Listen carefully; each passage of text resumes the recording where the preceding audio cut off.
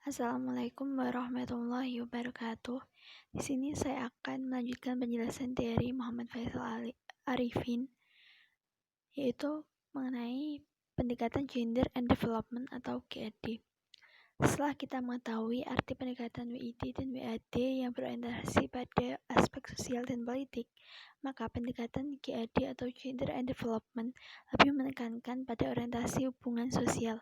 Seperti kita ketahui bahwa gender dapat dimaknai sebagai hubungan sosial antara laki-laki dan perempuan, bukan perbedaan antara laki-laki dan perempuan secara jenis kelamin. Gender lebih mengarah pada hubungan sosial antara laki-laki dan perempuan.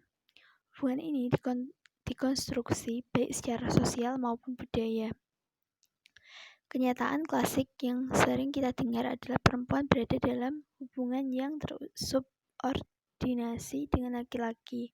Pendekatan GAD lebih menekankan bagaimana hubungan sosial antara laki-laki dan perempuan dalam proses pembangunan. Dalam pendekatan GAD, posisi perempuan diletakkan dalam konstruksi sosial gender serta pemberian peran tertentu pada perempuan maupun laki-laki. Laki-laki berperan atau terlibat dalam penempatan posisi perempuan.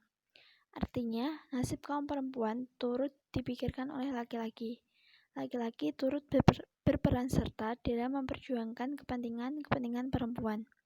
Hal inilah yang disebut dengan hubungan gender. Dalam kerangka makro, peran negara sangat berpengaruh terhadap penempatan posisi perempuan. Bagaimanakah partisipasi pemerintah atau negara terhadap emansipasi perempuan? Kalau diperhatikan, dalam GBHN telah tersirat peran perempuan dalam pembangunan bangsa. Hal ini memperlibatkan bahwa peranan negara dalam memberikan tempat bagi perempuan. Oleh sebab itu, dalam pendekatan GAD, perempuan berada dalam posisi agent of change atau berperan aktif sebagai agen perubahan, tidak sekedar hanya sebagai objek pembangunan atau penerima program pembangunan secara pasif. Karena itu, program pembangunan memfokuskan pada relasi gender ketimbang memfokuskan pada kaum perempuan saja. Dengan demikian, agenda tidak hanya sekedar melainkan juga menjawab kebutuhan strategis kaum perempuan, yakni memperjuangkan perubahan posisi kaum perempuan, termasuk counter hegemoni dan counter discourse terhadap ideologi gender yang mengakar dalam keyakinan baik kaum perempuan maupun kaum laki-laki. Adanya komitmen pada perubahan struktural. Oleh sebab itulah pelaksanaan GAD memerlukan dukungan sosio-budaya masyarakat dalam politik nasional yang menempatkan perempuan sejajar dengan laki-laki. GAD tidak mungkin terlaksana bila dalam politik suatu negara masih menempatkan perempuan pada posisi yang inferior dan subordinatif. Partisipasi perempuan dalam pembangunan. Partisipasi dalam pembangunan pada dasarnya merupakan suatu bentuk keterlibatan dan keikutsertaan masyarakat secara aktif dan sukarela, baik karena alasan dalam dirinya maupun dalam diri luar dirinya, dalam seluruh proses kegiatan. Dalam proses pembangunan, partisipasi tersebut terdapat beberapa elemen atau unsur yang akan terlibat di dalamnya, yaitu pihak pemerintah daerah melalui tim teknis yang terdiri dari perwakilan instansi terkait, kelompok-kelompok masyarakat, dan organisasi profesi, serta kelompok warga di tingkat desa atau kampung. Dengan demikian, wanita sebagai bagian anggota masyarakat yang merupakan ujung tombak dari proses pembangunan partisipatif tersebut juga menjadi sangat penting keberadaannya. Hal ini sesuai dengan amanat yang telah digariskan GBHN yang menjelaskan bahwa wanita mempunyai hak dan kewajiban yang sama dengan pria untuk berpartisipasi dalam pembangunan. Model pemberdayaan masyarakat yang dikembangkan dalam rangka pelaksanaan kegiatan pembangunan partisipatif melalui pendekatan tridaya melibatkan berbagai pihak. Hal ini merupakan ciri khas dari model pemberdayaan dalam pembangunan yang bertumpu pada rakyat. Keterlibatan banyak pihak dalam konsep pemberdayaan ini pada akhirnya akan berperan penting dalam keberhasilan program yang dilaksanakan pada model pemberdayaan masyarakat. Hal ini dapat dilihat pada proses pemberdayaan yang melibatkan kelompok wanita dalam setiap tahapannya. Di antaranya yaitu membangun komitmen. Pada dasarnya, tujuan tahap ini adalah membangun kepercayaan satu sama lainnya atau mutual trust dan kemitraan yang akan menjadi dasar pijakan relasi antara individu atau kelompok masyarakat dan pihak yang berkepentingan dan pemberdayaan masyarakat tersebut. Dalam tahap ini, setiap anggota masyarakat atau berbagai kelompok organisasi yang ada di tingkat RT, RW maupun desa atau kota diharapkan turut serta dalam proses membangun komitmen ini. Proses yang dilakukan dalam rangka membangun komitmen ini dilakukan melalui komunikasi yang menitik beratkan pada musyawarah atau kesepakatan. Kemudian komunikasi yang dilakukan dalam tahap ini adalah FGD atau Focus Group Discussion yang melibatkan partisipan untuk melakukan pertukaran pesan sebagai upaya membangun komitmen bersama dalam pembangunan partisipatif. Yang kedua yaitu pengorganisasian masyarakat. Tujuan tahap pengorganisasian adalah untuk memverifikasi dan menetapkan anggota masyarakat tertentu sebagai kelompok masyarakat sasaran. Yang ketiga yaitu asesmen atau kebutuhan. Isu penting tahap ini adalah mentransformasikan kebutuhan individu menjadi kebutuhan kelompok masyarakat.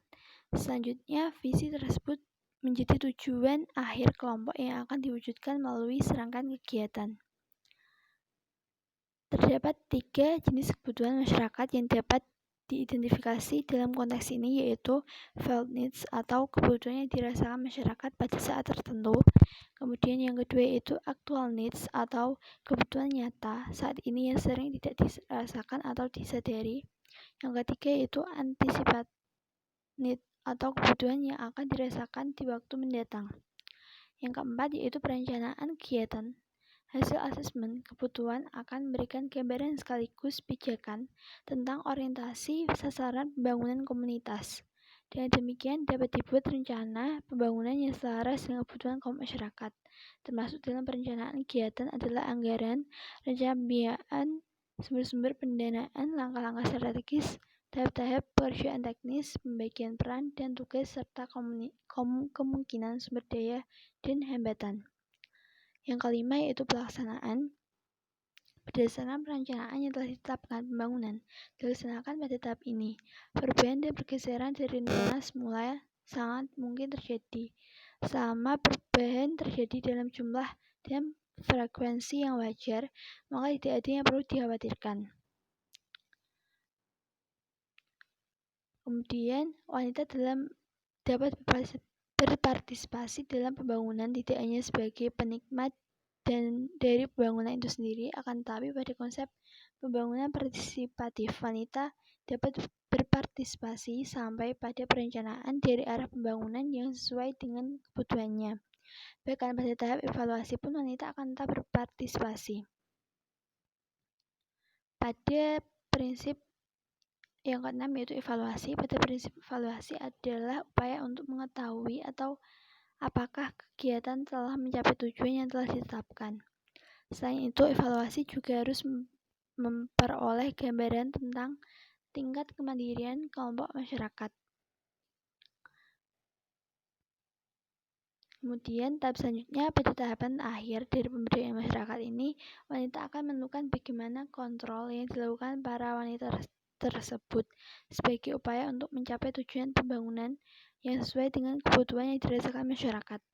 Dengan demikian, dalam konsep pembangunan partisipatif, khususnya melalui pemberdayaan masyarakat, maka wanita sebagai anggota masyarakat setempat dipandang sebagai subjek dalam seluruh proses melalui keputusan yang didasarkan pada beberapa hal, yaitu aspirasi, kemampuan, kebutuhan, dan upaya masyarakat.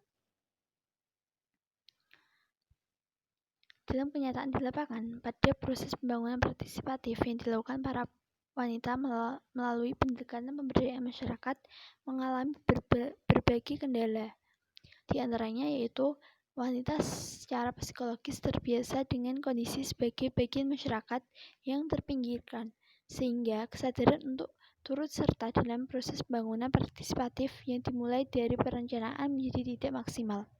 Dan yang kedua yaitu kondisi tersebut juga ditunjang oleh kebiasaan dicekoki sebagai warisan dari konsep pembangunan yang top-down, sehingga wanita belum siap bertindak sebagai subjek yang menentukan arah dari pembangunan di lingkungannya.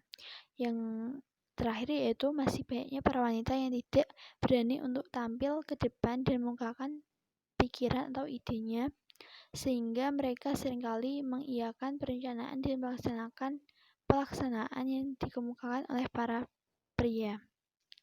Kesimpulannya yaitu integritas gender atau pengaruh kesamaan adalah proses menilai implikasi bagi perempuan dan laki-laki dari setiap tindakan yang direncanakan, termasuk undang-undang, kebijakan, atau program di semua bidang dan di semua tingkatan. Ini adalah strategi untuk menjadikan kepedulian dan pengalaman perempuan serta laki-laki sebagai dimensi integral dari desain, implementasi, pemantauan, dan evaluasi kebijakan dan program sehingga perempuan dan laki-laki mendapatkan keuntungan yang sama dan ketidaksetaraan tidak dilestarikan. Kemudian pendekatan GAD atau Gender and Development lebih menekankan pada orientasi hubungan sosial. Seperti kita ketahui bahwa gender dapat dimaknai sebagai hubungan sosial antara laki-laki dan perempuan, bukan perbedaan antara laki-laki dan perempuan secara jenis kelamin. Gender lebih mengarah pada hubungan sosial antara laki-laki dan perempuan. Partisipasi dalam pembangunan pada dasarnya merupakan suatu bentuk keterlibatan dan keikutsertaan masyarakat secara aktif dan sukarela, baik karena alasan-alasan dalam dirinya maupun dalam luar dirinya dalam seluruh proses kegiatan di masyarakat. Mungkin itu saja yang bisa saya sampaikan. Mohon maaf bila ada kesalahan tutur kata. Akhirul kalam, wabillahi taufiq wal hidayah. Wassalamualaikum warahmatullahi wabarakatuh.